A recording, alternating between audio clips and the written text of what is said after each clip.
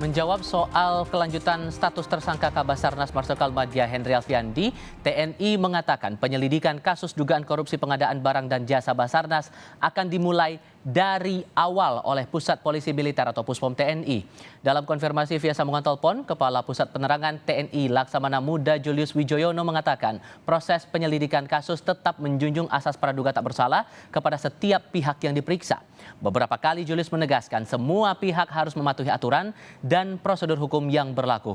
Sebelumnya, Komisi Pemberantasan Korupsi mengaku khilaf atas penanganan kasus Henry karena penetapan tersangkanya tidak dikoordinasikan dengan Puspom TNI. Dari serangan ke Puspom TNI, ya kan? Kalau dari serangan Puspom TNI, maka Puspom TNI berdasarkan LP tadi melakukan tindakan penyidikan dan seterusnya, bila terbukti baru tetapkan tersangka. Yang disebutkan dengan melanggar hukum, melanggar hukum, itu adalah tadi belum ada proses seperti itu, kok tiba-tiba ditentukan tersangka. Dari mana alurnya? Oke, berarti bakal mulai dari awal lagi apa ya, kemungkinannya begitu ya? Dari Ya pasti. LP baru diberikan Jumat kemarin. Tadi dari mulai Jumat kemarin itu yang disidik dulu adalah Letkol ABC. Letkol ABC akan berkembang.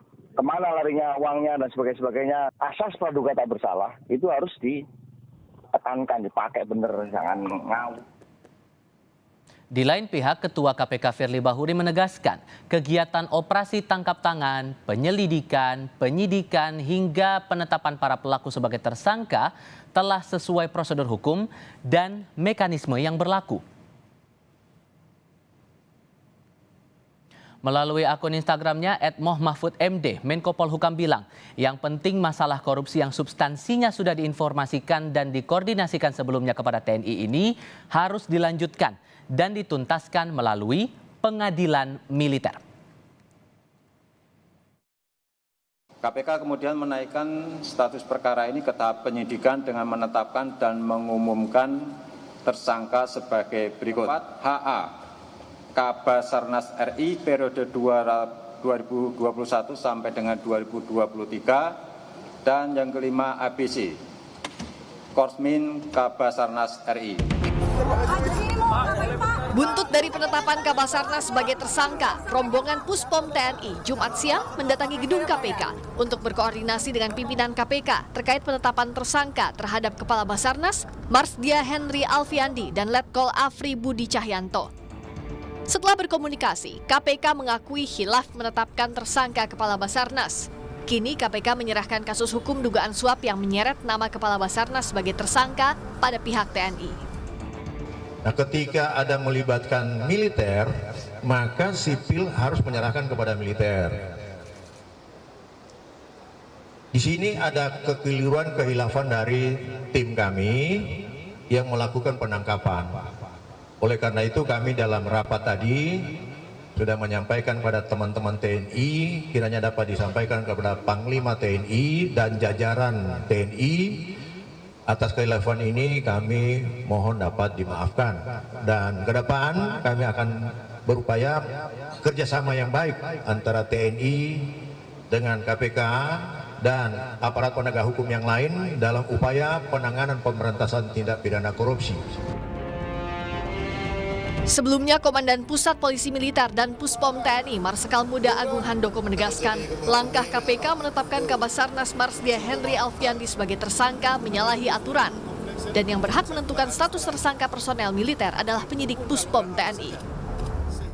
Menurut kami, apa yang dilakukan oleh KPK untuk penetapan personel militer sebagai tersangka menyalahi ketentuan.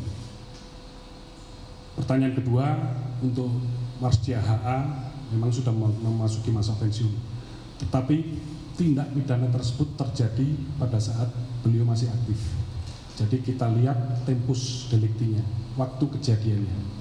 Jadi tetap berdasarkan tempus delikti, yang menangani adalah kewenangan ada di polisi militer. Demikian, terima kasih. Peneliti Pusat Kajian Anti Korupsi UGM Zainur Rohman mengkritisi KPK perlu bangun komunikasi kerjasama dengan POM TNI karena ada sipil dan militer terlibat dalam kasus itu, serta perlu dibentuk tim penyidik dan pengadilan koneksitas. Iya, tentu ini KPK perlu untuk membangun komunikasi dan kerjasama dengan baik, khususnya dengan POM TNI. Kenapa? Karena ada pelaku dari kalangan sipil dan ada pelaku dari kalangan militer. Dalam hal ada penyertaan seperti ini, artinya tindak pidana dilakukan bersama-sama antara sipil dan militer, perlu dibentuk tim penyidik koneksitas, dan peradilannya pun harus peradilan koneksitas. Artinya dibentuk bersama-sama tim gabungan antara KPK dengan POM TNI. Demikian juga nanti jaksa dari KPK juga dengan auditor militer. Nah, Sebelumnya KPK mengatakan Kabasarnas Marsdia Henry Alfiandi diduga menerima uang total 88,3 miliar rupiah dari sejumlah vendor sebagai pelicin agar bisa memenangkan tender proyek pengadaan periode 2021-2023. Tim Liputan Kompas TV. Setelah proses hukum dugaan kasus korupsi terhadap Kabasarnas Marsikal Madya Henry Alfiandi diambil alih TNI, bagaimana kemudian status tersangka Kabasarnas Henry yang sempat diumumkan KPK? Benarkah ada kesalahan prosedur dalam penetapan tersangka terhadap Kabasarnas? Kami ulas bersama pengamat hukum yang juga dosen Sekolah Tinggi Hukum Indonesia Jentera, Bivitri Susanti, dan mantan penyidik Komisi Pemberantasan Korupsi Yudi Purnomo. Mbak Fitri, Mas Yudi, selamat sore, apa kabar? Selamat sore, alhamdulillah baik. Terima kasih semuanya sudah bergabung. Mbak Fitri, satu pertanyaan sederhana. Jadi kalau menurut Anda ada salah prosedurkah di sini? Sebenarnya dasarnya sih tidak ya, karena kita harus ingat ada pasal 42 tuh Undang-Undang KPK yang intinya bilang bahwa KPK mengkoordinasikan dan mengendalikan penyelidikan, penyidikan dan penuntutan tindak pidana korupsi yang dilakukan bersama-sama oleh orang yang tunduk pada peradilan militer dan peradilan umum. Jadi intinya kan tindak pidananya itu tindak pidana dalam konteks peradilan umum. Siapa saja bisa melakukan. Nah memang soalnya adalah kita itu masih punya peradilan militer. Ini memang anomali, unik, dan ini adalah sisa atau kalau boleh saya sebut beban sejarah. Kita masih punya peradilan militer sehingga kalau pelakunya ada yang anggota TNI, maka memang biasanya akan dibentuk yang tadi sudah disebutkan oleh peneliti Pukat, namanya kalau ada penyertaan begitu ya, itu namanya ada tim koneksitas. Jadi ada sipilnya, ada militernya. Nah tapi karena tindak pidananya tindak pidana korupsi, ini kan bukan nggak ada urusan dengan militer. Kan jabatannya sebenarnya juga jabatan sipil Kabasarnas ya. Jadi ada lazim saja dan sesuai dengan Undang-Undang Tipikor untuk dilaksanakannya pada pokoknya dikoordinasikan oleh KPK. Nah, tapi saya perlu menyebutkan karena kondisi peradilan militer tadi biasanya akan ada koordinasi lah, ada dalam eksposenya biasanya sudah ada koordinasi, kemudian dalam penetapan tersangka ada koordinasi dan lain sebagainya. Dan saya kira di sini ada sedikit miskomunikasi. Tapi saya harus beri catatan, menurut saya KPK tidak sepatutnya juga minta maaf. Gitu ya, poin saya di situ minta maafnya itu. Kenapa? Karena sebenarnya ia tengah menjalankan tugasnya dan kalau memang ada hal-hal yang harus dijernihkan dan setahu saya juga sudah direncanakan akan dibuat tim penyidik koneksitas ini, ya seharusnya langsung jalankan saja karena kita harus berpegang pada ini tindak pidananya apa. Karena dalam Undang-Undang Peradilan Militer pun sebenarnya sudah jelas tuh. Kalau yang terkait dengan tindak pidana yang ada kaitannya dengan sipil, maka yang digunakan adalah mekanisme di peradilan umum. Sekalipun status orang yang terlibat di sini jabatannya masih anggota aktif TNI, tapi jabatan di struktur sipil, maka peradilan militer jadi tidak tepat menurut Anda, begitu? Secara undang-undang peradilan militer bilangnya begitu. Bahwa harus ada koordinasi karena kita punya undang-undang peradilan militer, ya. Tindak pidananya tapi ini bukan tindak pidana dalam konteks militer. Oke, kalau menurut Anda, Mas Yudi, sebagai mantan penyidik KPK, siapa yang patut bertanggung jawab untuk mengusut kasus ini sebetulnya? Ya tentu saja pimpinan KPK. Ingatlah bahwa OTT itu bukan artinya penyelidik bergerak sendiri ya. Itu ada proses awalnya, dimulai dari adanya laporan dari masyarakat. bahwa di suatu instansi ada penyelenggara negara yang akan menerima suap. Disitulah kemudian melapor kepada pimpinan KPK dan dibuat surat perintah penyelidikan. Ya, ketika pimpinan KPK setuju, surat perintah penyelidikan ini adalah dasarnya. Sehingga di situ ya pimpinan KPK sudah mengetahui bahwa ada calon penyelenggara negara, ya kan, yang istilahnya di suatu instansi yaitu Basarnas ya yang diduga akan menerima, dan di situ kan profilnya jelas disebutkan siapa calonnya, apa yang akan menerima suap dan sebagainya. Nah kemudian ketika tim pun turun ke lapangan ya ataupun menyadap ataupun merekam pembicaraan, pasti selalu memberikan progress reportnya kepada atasannya, ya tentu saja secara berjenjang akan melaporkan kepada atasannya lagi hingga kepada pimpinan. Dan ketika ditangkap ya itu sudah jelas gitu kan, barang buktinya ada, pelakunya ada, kemudian perkaranya ada, yaitu pengadaan barang dan jasa. Sehingga tidak bisa lagi mereka tidak tahu gitu kan, ini ada kekilafan. Karena begitu ditangkap, ya, siksa ya dalam proses penyelidikan ya ketika OTT, maka akan langsung dilaporkan dalam bentuk gelar perkara kepada pimpinan.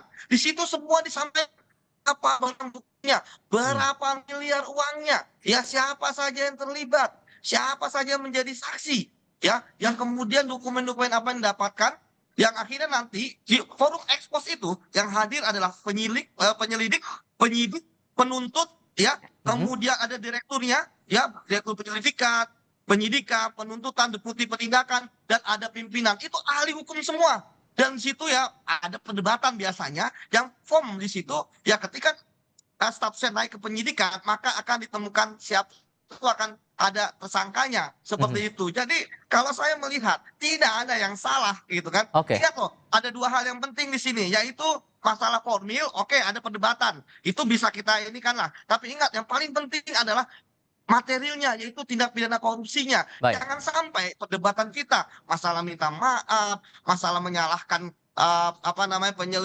penyelidik tidak buyar semua.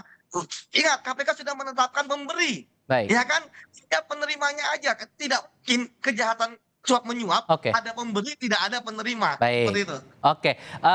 Dari pihak TNI sudah datang kemarin ke KPK meminta konfirmasi audiensi, sampai pada akhirnya terakhir saya menerima kabar dari pihak TNI, dari Kapus Pen TNI langsung, bahwa proses penyelidikannya Mbak Fitri akan ditangani Puspom dari awal.